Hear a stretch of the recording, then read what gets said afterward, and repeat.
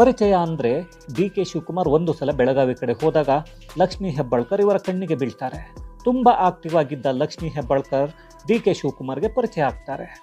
ಇದೇ ತರಹ ಪರಿಚಯದ ಮೂಲಕ ಡಿ ಕೆ ಶಿವಕುಮಾರ್ ಮೂಲಕ ಪ್ರಭಾವಿ ಹುದ್ದೆಯನ್ನು ಪಡೆದುಕೊಳ್ತಾರೆ. ಇದು ಲಕ್ಷ್ಮೀ ಹೆಬ್ಬಾಳ್ಕರ್ ಅವರೇ ಬಹಳಷ್ಟು ಸಂದರ್ಶನಗಳಲ್ಲಿ ಹೇಳ್ಕೊಂಡಿದ್ದಾರೆ. ನನ್ನ ರಾಜಕೀಯಕ್ಕೆ ತಂದದ್ದು ಮಾರ್ಗರೇಟ್ ಆಳ್ವ, ಆದರೆ ಅದಾದ ನಂತರ ನನ್ನ ಮಾರ್ಗದರ್ಶಕರು ಮತ್ತು ಗುರುಗಳಾಗಿ ಮುನ್ನಡೆಸಿದ್ದು ಮಾತ್ರ ಡಿ ಕೆ ಶಿವಕುಮಾರ್ ಅಂತ. ಒಟ್ಟಿನಲ್ಲಿ ಒಂದು ಪ್ರಭಾವಿ ಹುದ್ದೆಗೆ ಲಕ್ಷ್ಮೀ ಹೆಬ್ಬಾಳ್ಕರ್ ಆಗಲೇ ಬರ್ತಾರೆ.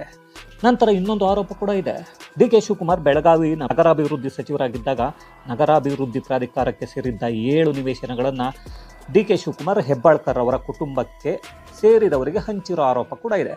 ಈ ಆರೋಪ ಮಾಡಿದ್ದವರು ಬೇರೆ ಯಾರೂ ಅಲ್ಲ, ಆಗ ಕಾಂಗ್ರೆಸ್ನಲ್ಲೇ ಇದ್ದ ಶಂಕರ್ ಮುನವಳ್ಳಿ ಆರೋಪವನ್ನು ಮಾಡಿದ್ರು. ಆಗಲೇ ಇಡೀ ರಾಜ್ಯಕ್ಕೆ ನಿಜವಾಗ್ಲೂ ಲಕ್ಷ್ಮೀ ಹೆಬ್ಬಾಳ್ಕರ್ ಗೊತ್ತಾಗಿತ್ತು.